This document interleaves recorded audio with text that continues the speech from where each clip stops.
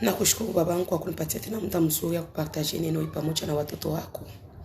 Naomba usaidie neno hili ipate kuzaa matunda mazuri ndani ya maisha ya watoto wako. Na wote ambao watakayesikia upate kuimetra praktiki na kubadilisha njia zao. Upate kufungua masikio yao ya kiroho kama vile ya kimwili.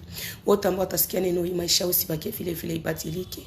Na mimi Baba naomba unitumie tu kama chombo lakini useme na watoto wako. Mimi nikuwe kama chombo tu lakini wewe pekee useme na watoto wako. Au nom puissant de Jésus, j'ai ainsi prié. Amen. Bwana Yesu asifiwe sana. Kwa majina naitwa Christine. Niko na neno fupi ambalo tutapartaje siku ya leo. Juu neno ambalo itakuwa vigumu kidogo kwa watu wengine kuelewa. Juu watu wa mingi washazoea message ya prosperity. Utabarikiwa, utapata ndoa, utapata mume, watoto, utaenda Bulaya. Orke bile biote bila Yesu ni bure. Unaweza kuwa Bulaya kama una Yesu ni bure. Unaweza kuwa na franga za hatari bila Yesu ni bure. Unaweza olewa bila Yesu ni bure. Unaweza kuwa na franga za hatari, zile franga zako unazitumia mbaya. Unaona wanakuwa kuta bakose bakuheshimia juu kuna franga mbona kupatia jina. Ule papa yeye ni papa empoli ule. Ni Desirere mwa wa nguvu, ni papa empoli. Uko Bulaya malgré uko na franga unaikalia distraction. Unaikalia tu vitu venye haviwezekani. Unaona ile franga haikufanyie kitu. Sasa unaweza kuwa mundoa kama ndoa yenye haina Yesu, itaikalia tu ni mafujo. Yaani kila kitu kile tunaweza fanya hii dunia bila Yesu ni bure.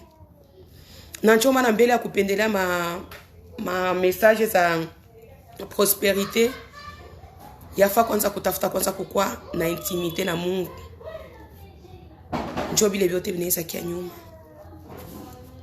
Message ya leo tutazungumzia kuhusu fuyer l'impudicité.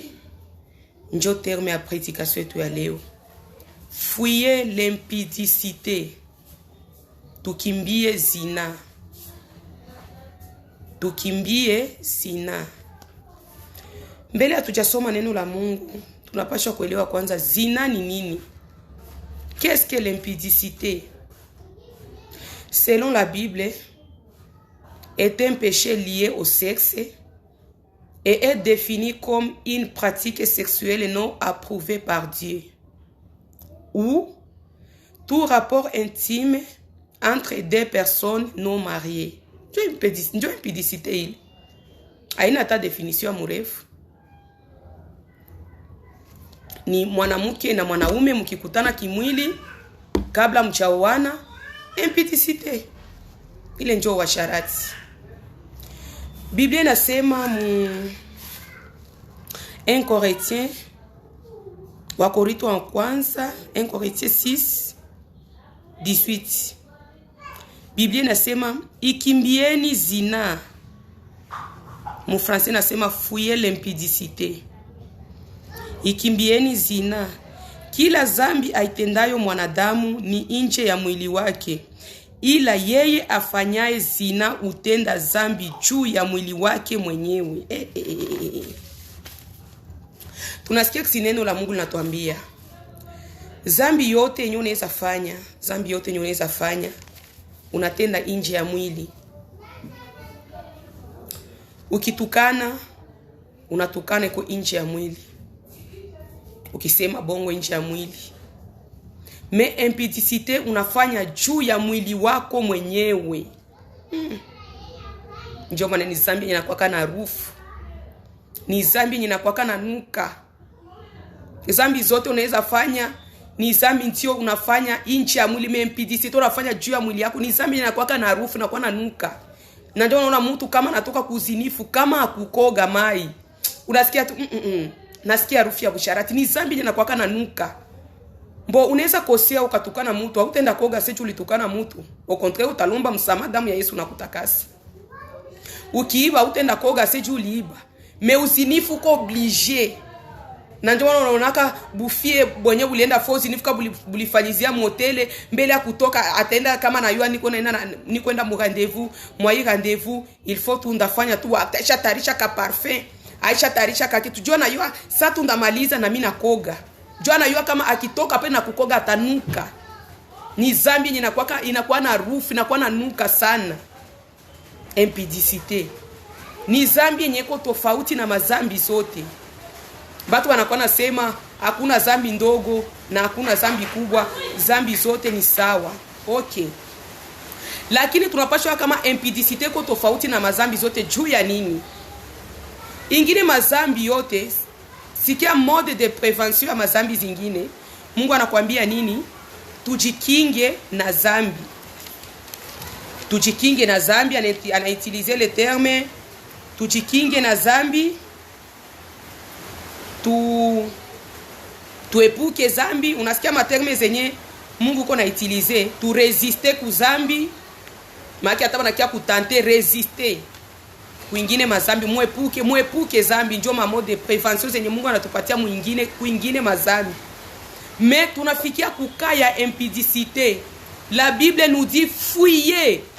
Unasikia? Tukimbie. Verbe fuir kwanza inamaanisha nini? Verbe fuir. Verbe fuir selon les dictionnaires signifie s'éloigner à toute vitesse. Na woga mingi sana, yani mukimbie na vitesse, hapana hata vitesse ya kidogo. Hapana hata vitesse ya kidogo. Tukimbie na vitesse ya mingi sana.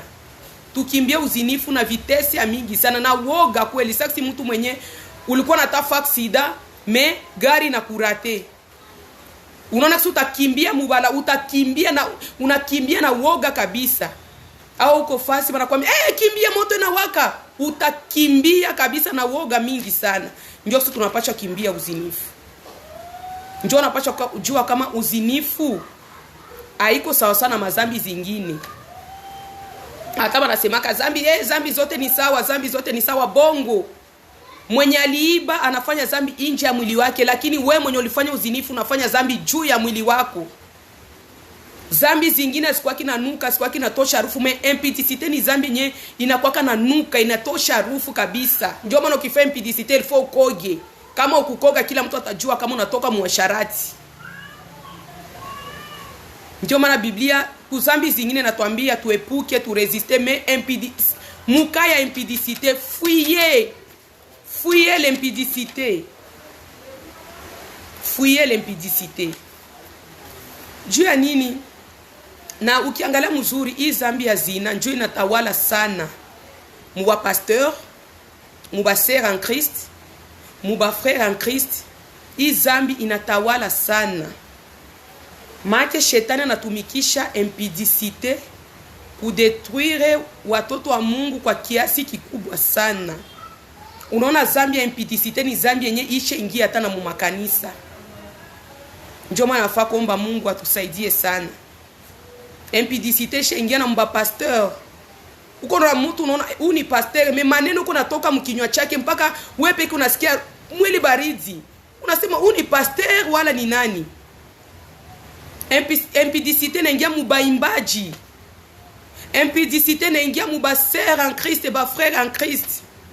Impudicité njo silenye diable anatumikisha kwa kiasi kikubwa sana juu ya kudetruire makanisa, juu ya kudetruire batumishi ya Mungu. Njo maana ukishinda impudicité iko facile sana wewe kushinda zingine mazambi. Juu unaonaka mtu ni mkristo, ni pasteur, ni sœur en Christ, frère en Christ, muimbaji, aibake, atetanaki, atukanake, afanya kitu chochote.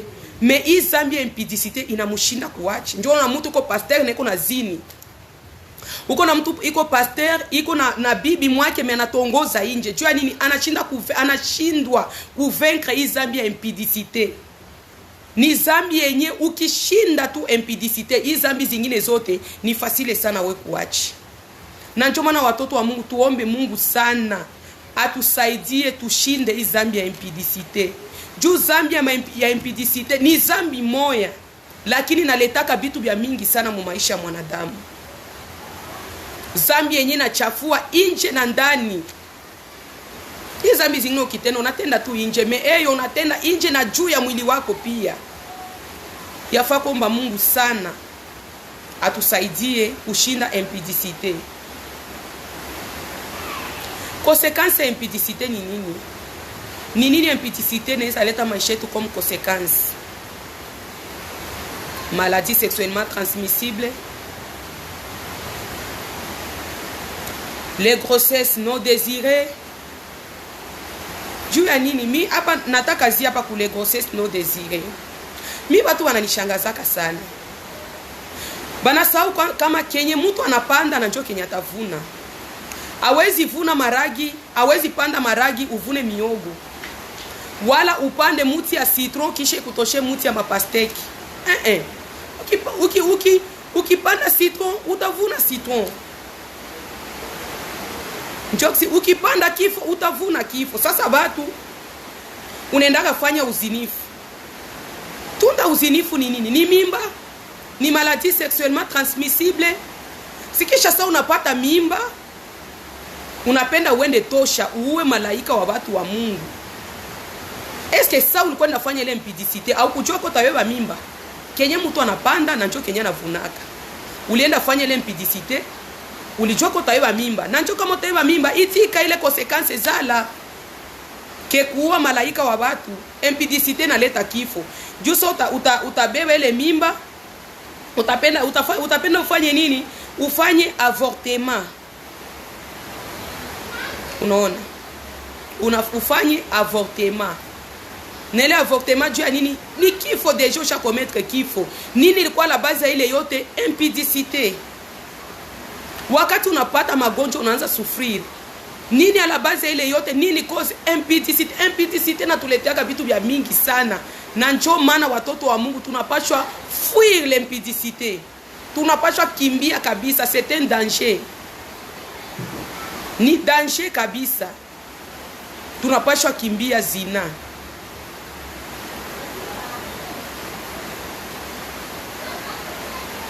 Ukifanya uzinifu, haiko tu aseme unakosea Mungu yeye peke. Unakosea na mwili wako mwenyewe. Na mwili wako naikosea. Justa utapata magonjwa wala matatizo fulani. So utakuwa nateseka mkitanda ya hospitali, haiko Mungu njoo atateseka. Mungu ni souverain na bakia tu kuwa Mungu. Wala so utapata magonjwa mwili inaanza kukauka. Watu wanazania HIV tu njoo nakaushaka mwili, hapana. Kuko masifilis, kuko maladie sexuellement transmissible za mingi. Unaona mwili uko na kukauka, unakosea mwili wako mwenyewe.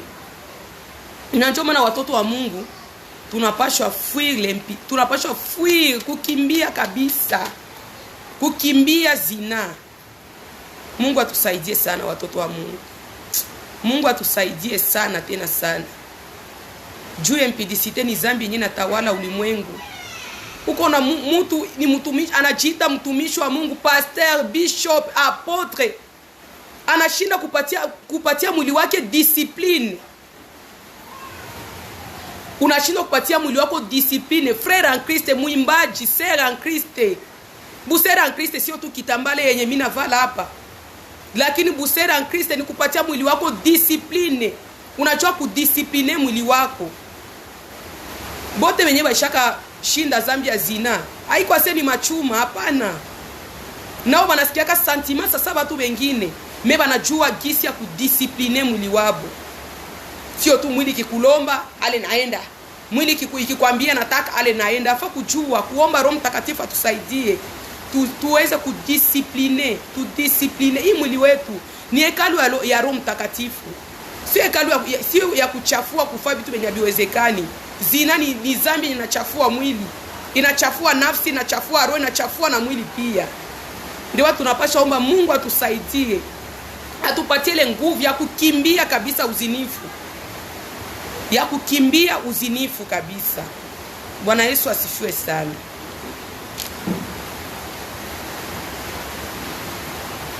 Mwili wetu ni hekalu ya Roho Mtakatifu. Sio mwili yenyewe tunaweza chezesha, unachezesha tu gisi unataka. Hapana, mwili wetu ni hekalu ya Roho Mtakatifu. Na ndio maana tutasoma 1 Corinthiens 6 tunaanzia ku 15.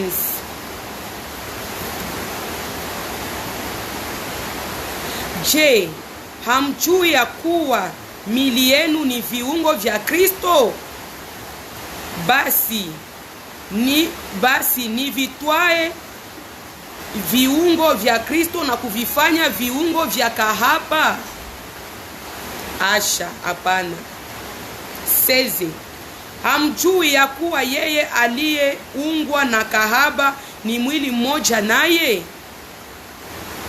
Maana asema wale wawili watakuwa mwili mmoja. Aba benye wanendaka unaenda kuzini na makahaba. Uko mtumishi wa Mungu unaenda zini na kahaba. We na ule kahaba mwewe utabakia tu mtumishi wa Mungu kujina tu, we na ule kahaba mwewe utakuwa mwili mmoja na unakuwa kahaba. Mbele ya Mungu, Mungu atakujua kama mtumishi wake, anakujua na uko tu kahaba. 17. Lakini yeye aliyeungwa na Bwana ni roho moja naye. 18. Ikimbieni zina.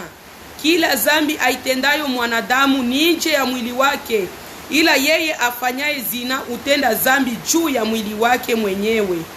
19. Hamjui ya kuwa mwili wenu ni hekalu la Roho Mtakatifu aliye ndani yenu, mliopewa na Mungu, wala ninyi si mali yenu mwenyewe? 20. Maana mlinunuliwa kwa thamani. Sasa basi mtukuzeni Mungu katika miili yenu. Hii miili ni ya kumtukuza Mungu. Miili ni ya kumtukuza Mungu, sio mwili ya kupeleka kwa sharati, ya kupeleka kwa machafuko ya kila aina. Hapana. Mwili wetu ni hekalu ya Roho Mtakatifu. Na ndio maana Biblia inatuambia tujitukuze, tumtukuze Mungu kwa miili yetu mwenyewe. Watoto wa Mungu, tuombe Mungu sana atusaidie kuishinda zina. Tuombe Mungu sana tena sana atusaidie kuishinda zina.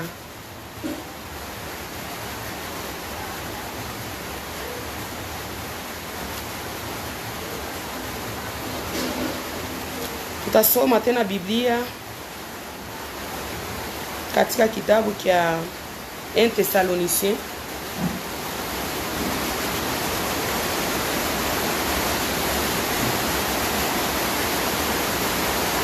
Thessaloniciens 4 3-4. Biblia inatuambia hivi: maana haya ndiyo mapenzi ya Mungu, kutakaswa kwenu. Mwepukane hiyo washarati, bandugu washarati. Biblia inarudilia na kurudilia na kurudilia. Musikie 1 Thessaloniciens 4:3-4. Maana haya ndiyo mapenzi ya Mungu, kutakaswa kwenu. Mwepukane na washarati. Mwepukane na washarati. Kila mmoja wenu ajue kuweza mwili wake katika utakatifu na heshima. Uko nasikia ni mara ngapi? Ni mara ngapi Biblia inatuambia cha washarati? Kila mmoja wetu ajue kuweza mwili wake katika utakatifu. Wewe upimake tu siku moja, kama uko muimbaji wala mhubiri, wende tu utoke motele upitie straight kukanisa uimbe wala ubiri, usikie tu kisi unakuwa wewe peke uko na ubiri, uko unajisikia tu hapa sina, hakuna mwenye alisha kustaki wala hakuna mwalikuona. Wewe peke uko tu na ubiri, hapa wapi? Uko naimba hivi manyimbo, manyimbo azikamati hapa wapi? Utoke mu priere ya 3 jours, wende ubiri, wende imba, one onction yenye tatokea pale. Uone onction yenye tatokea pale. Ndio maana wa ndugu, tujifunze kudisipline mwili yetu. Tujifunze kudisipline mwili wetu. Hii mwili yetu ni hekalu ya Roho Mtakatifu. Tujifunze kuidisipline. Tusiko tunaichafua tu muda wote, unajisikia kuzini unazini. Hapana. Hapana. Wakati mwingine kwanza unasikia sentiment na kia vile, soma Biblia. Kwa tu concentre juu biote vinaanziaka mwakili. Wakati akili inaanza, mwili naye inalomba. Sasa wakati unaanza sikia tu mawazo mabaya, kimbia mbio, ingia mu priere wala soma neno la Mungu. Ile uko concentre, uko unasema neno, uko unasoma neno la Mungu, ile mawazo inaanza kutoka polepole. Unakia kitabu siku nyingine unalala, unashinda vile. Me hapana mwili kikutuma tu naenda, mwili kikutuma tu naenda, mwili kikutuma tu naenda, hapana. Tujifunze kupatia mili yetu discipline na tujifunze kutakasa mili yetu.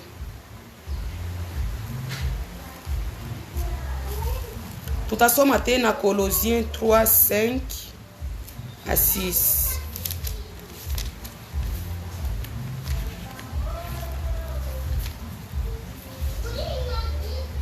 Colossiens 3, 5 à 6. Basi vifisheni viungo vyenu vilivyo katika nchi, uasharati. Sikia, hapa watataja kani mazambi gani, lakini nini naanza? Uasharati. Basi vifisheni viungo vyenu vilivyo katika nchi, uasharati, uchafu, tamaa mbaya, mawazo mabaya na kutamani, ndivyo ibada ya sanamu. Ndiyo ibada ya sanamu. 6. Kwa ajili Pardon. Kwa ajili ya mambo hayo ucha ghadhabu ya Mungu. Munasikia? Kwa ajili ya mambo hii inakuwa impudicité. Na hii mazambi yote wanatia hapa entre parenthèses, inakuwa kunaleta Pardon. Inakuwa naleta kolere ya Mungu ndani ya maisha yetu, adhabu ya Mungu. Impudicité inakuwa na attirer kolere ya Mungu ndani ya maisha yetu. Impudicité inakuwa na attirer kolere ya Mungu ndani ya maisha yetu. Na njoo maana wa ndugu, tunapashwa epukana na uzina. Tunapasha omba Mungu atusaidie, atupatie nguvu kabisa ya kukimbia zina.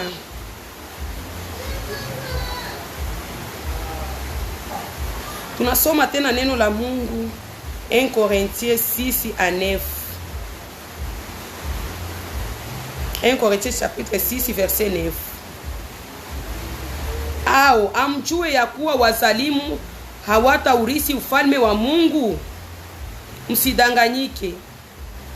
Washarati hawataurithi ufalme wa Mungu, wala waabudu sanamu, wala wazinzi, wala waabudu sanamu, wala wazinzi, wala wafiraji, wala walawiti. Unasikia? Neno la Mungu linasema, yani kama tuko mzinifu, ujue kama mbinguni hauna nafasi. Hautaurithi ufalme wa mbingu. Ufalme wa mbingu ni ya wale watu wenye wanakuwa wanatembea mutakaso, kujitakasa. Ndio si wote tuko mu dunia ya zambi, si wote tuko mu dunia ya zambi. Me unapasha omba Roho Mtakatifu, Mungu anakutumia Roho Mtakatifu akusaidie kujitakasa. Juu hatuwezi kushinda zambi kwa nguvu zetu wenyewe. Si peke hatuwezi kitu. Lakini unaomba Mungu akupatie Roho Mtakatifu, akupatie Roho Mtakatifu akufundishe kushindana na zambi na kujitakasa. Kama uko msinifu au unafanyaka mambo mengine, hautaurithi ufalme wa mbingu jamani. Hauna nafasi. Sasa jiulize, itakufalia nini juu ya plaisir ya 30 minutes? Plaisir ya 30 minutes ukose ufalme wa Mungu wenye utaishi miaka na miaka na miaka bila kufa, bila kilio, bila magonjwa, bila tabu yoyote ile. 30 minutes. Na mwenye alizidisha sana ni 45 minutes. Jua plaisir ya 45 minutes upoteze maisha yako ya milele. Mungu atusaidie sana watumishi wa Mungu, watoto wa Mungu na watumishi wa Mungu, wa pasteur, wa bishope, wa apotre. Mungu atusaidie sana. Ba sœur en Christ, ba imbaji, ba frère en Christ, ba mama ya maombi. Mungu atusaidie sana. Mungu atusaidie sana kushinda zina. Zina ishaingia mkanisa. Zina inaingia mwatumishi wa Mungu. Leo hii kwanza wa mataifa wako na pratike zina sana. Sasa watumishi wa Mungu, batu wenye biko na shika hii Biblia usiku kama vile mchana, batu wenye biko nasoma neno la Mungu usiku kama vile mchana, njoo wenyewe wanatawaliwa na zina. Mungu atuhurumie sana na Mungu atusaidie sana. Mungu atusaidie sana. Njoo hivyo tunasikia watumishi wa Mungu, watoto wa Mungu, tuangalie kisa kutembea musentete. Angalia miaka yetu tushatumikia Mungu. Angalia bitu benye Bitu vyenye tulisha jiprive. Bitu bingapi vyenye tunajiprive juu ya Mungu. Kisha danganyika ukose ufalme wa Mungu juu ya zina plaisir ya 30 minutes 45 minutes. Na wengine baba kwa kina nguvu amfatu 5 minutes 10 minutes shamalizi. Ukose ufalme wa Mungu juu ya plaisir ya maminite. Tuombe Mungu sana tusaidie. Hatutaweza kitu bila Roho Mtakatifu. Tuombe Mungu atusaidie atufundishe kujitakasa. Atusaidie kukimbia uzinifu. Atusaidie tutembee katika utakaso, atusaidie tushindane na mwili kwa nguvu ya Roho Mtakatifu. Mungu awabariki sana. Na neno hii ipate kuwabadilisha wote wenye walikuwa wanatumikia Mungu na walikuwa na triche muzina. Tumurudie Mungu, tumlombe msamaha. Mungu atusamee. Aba kwa kiba na ziyaki Mungu. Uko unafanya uzinifu kuuficho lakini Mungu uko nakuona. Kwenye watu wote abakuoni lakini Mungu uko nakuona. Kila mwenye alikuwa anafanya ile dhambi mtumishi wa Mungu lakini unafanya ile dhambi muficho, ni wakati wa kutubu na kuomba Mungu msamaha. Na wengine wote wenye walikuwa wanafanya uzinifu lakini hawajue kama ni dhambi kubwa sana. Tujikaze tutubu. Ba fiancé mlikuwa ba fiancé muko mnafanya maraport sexuel muda yote mnajisikia hapana. Kama mnajisikia mko na hamu sana mulegalize mambo, muoane, baba barikie, mwende mkipenda mko na saa tangia asubuhi mnalala mpaka busiku mko muakte okay, hakuna shida. Mnaifanya kuhalali haiko dhambi. Tuombe Mungu sana, tuombe Mungu sana tusaidie. Tushinde hii dhambi yenye tunatenda nje na ndani ya mwili wetu. Tumuombe Mungu sana kabisa. Njoo machache nilikuwa nayo siku ya leo, na Mungu awabariki. Siku nyingine itakuya tukijaliwa neema, tutajifunza 3 conséquences de l'impudicité dans la vie chrétienne. Njoo suite ya mafundisho takia chini ya hii 3 conséquences de l'impudicité dans la vie chrétienne. Tutona conséquences gani yenye impudicité inaleta mu maisha ya Kristo. Sikumalizia dans la vie, nilimalizia dans la vie chrétienne juu uzinifu iko sana mu makanisa. Njoo nilimalizia hapa juu nikisema 3 conséquences de l'impudicité dans la vie. Mais dans la vie chrétienne mu maisha ya Wakristo, jo impudicité na tawala sana ni mu makanisa. Njoo tutaone les 3 conséquences de l'impudicité dans la vie chrétienne. Mungu atubariki sana. Amen.